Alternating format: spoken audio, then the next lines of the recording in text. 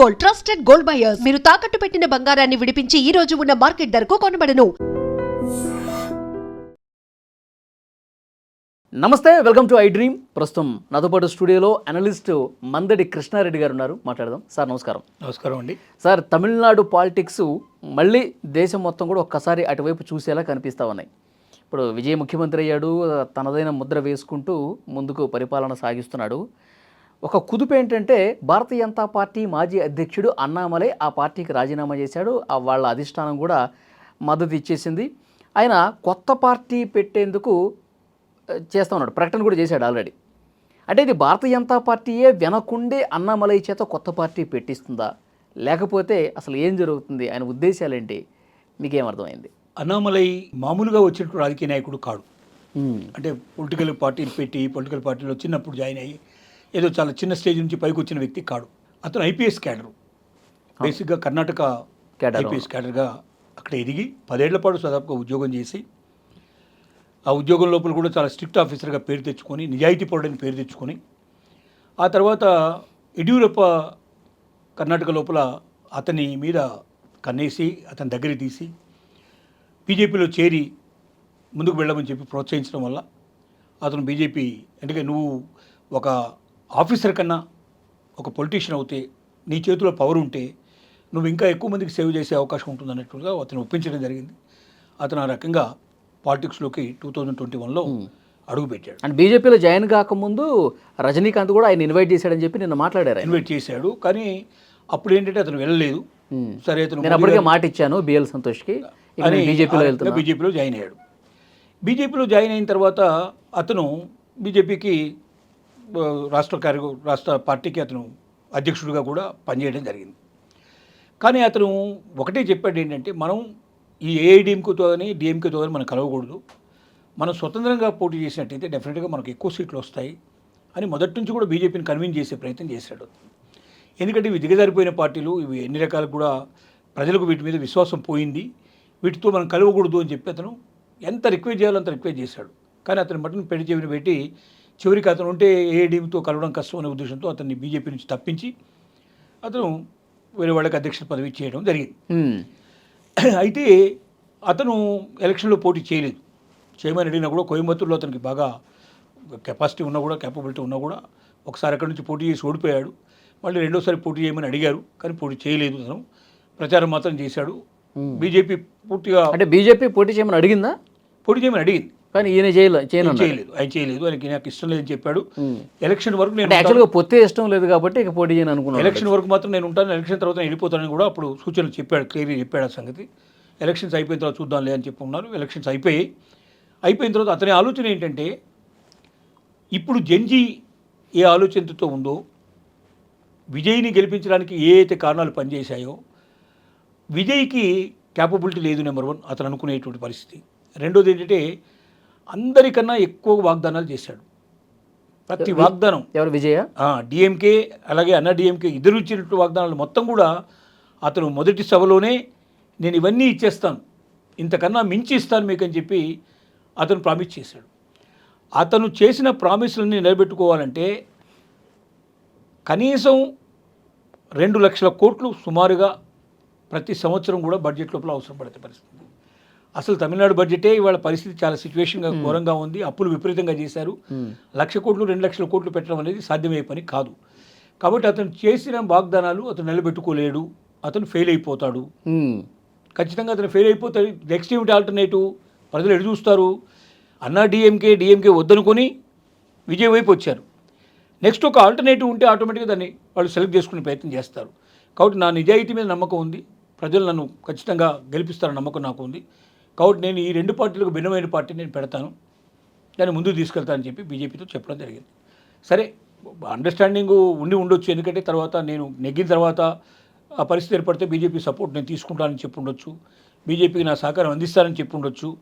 ఏదేమైనప్పటికీ బీజేపీతో మాట్లాడి ఒప్పించి తను బయటకు వచ్చాడు.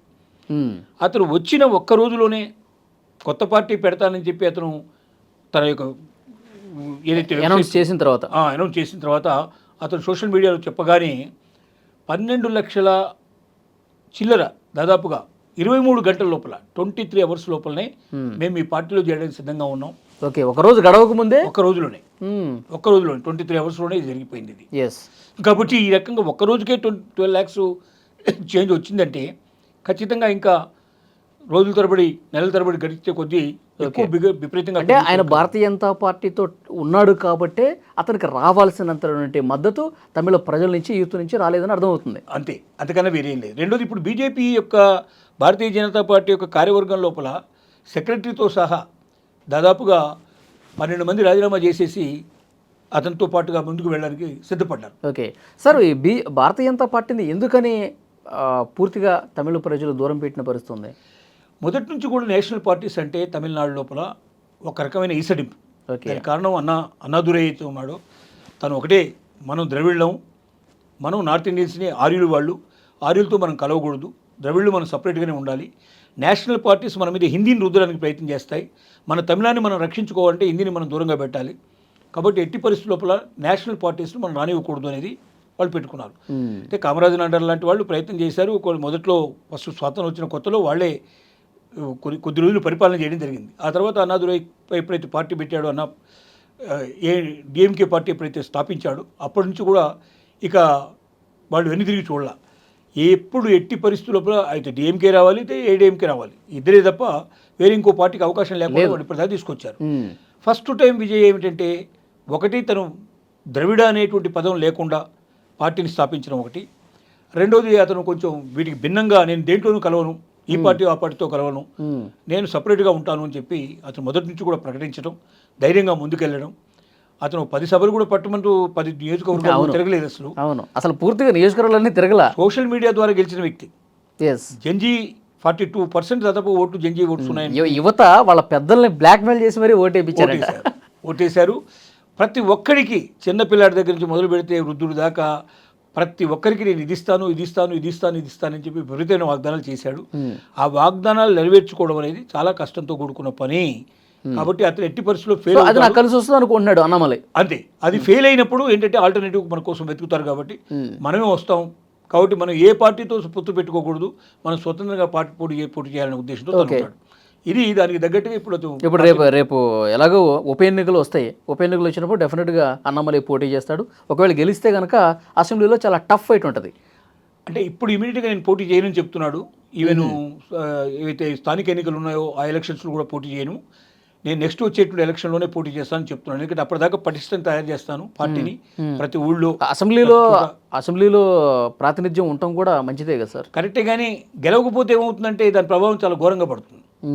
ఇప్పుడు కొద్దిమంది పోటీ చేసి గెలవలేదనుకోండి, ఓకే, అంటే సంస్థ ముందు పార్టీ పటిష్టంగా ఉండాలి. ఎస్, పార్టీ వేళ్ళును కొని పల్లెటూరులో కూడా ప్రతి చోట కూడా దాని కార్యవర్గం ఏర్పడి బూత్ కమిటీ లెవెల్లో కార్యకర్తలు తయారయ్యి పటిష్టంగా తయారైనప్పుడు మాత్రమే అది నిలబడుతుంది. మంచి పాయింట్. ఎందుకంటే ఓడిపోతే 5 సంవత్సరాలు ఎఫెక్ట్ ఉండి నువ్వే గెలవలేదు ఇంకా నీ పార్టీ అని చెప్పి అంత మైనస్లో ఉంటుంది, మొత్తం టోటల్గా వెనక్కి వెళ్ళిపోతుంది. కాబట్టి అతను పూర్తిగా అన్ని రకాలుగా ముందే ఆలోచించి పెట్టుకున్నాడు, క్లియర్గా చెప్తున్నాడు, క్లారిటీ చెప్తున్నాడు.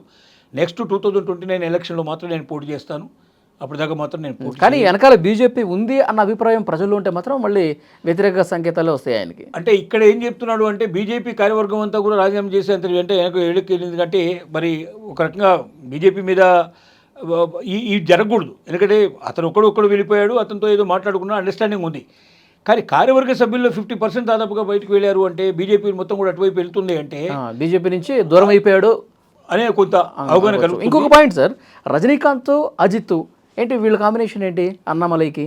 యాక్చువల్గా వీళ్ళిద్దరూ అతను కావాలని కోరుకున్నారు. అతనితో కలిసి ముందుకెళ్ళి పార్టీ పెట్టాలనేటువంటి కోరిక ఇద్దరికి ఉండింది. అయితే అతను నేను బీజేపీకి మాట ఇచ్చాను కాబట్టి నేను రాలేదని చెప్పాడు. ఇప్పుడు అతను స్వతంత్రంగా వచ్చి పార్టీ పెట్టాడు కాబట్టి వీళ్ళిద్దరినీ కలుపుకోగలిగే అవకాశం కూడా ఉంటుంది అన్నది ఇప్పుడు ప్రజల లోపల ఉన్న ఆసక్తికరమైన విషయం. అంటే బయట నుంచి మద్దతు అంతేనా?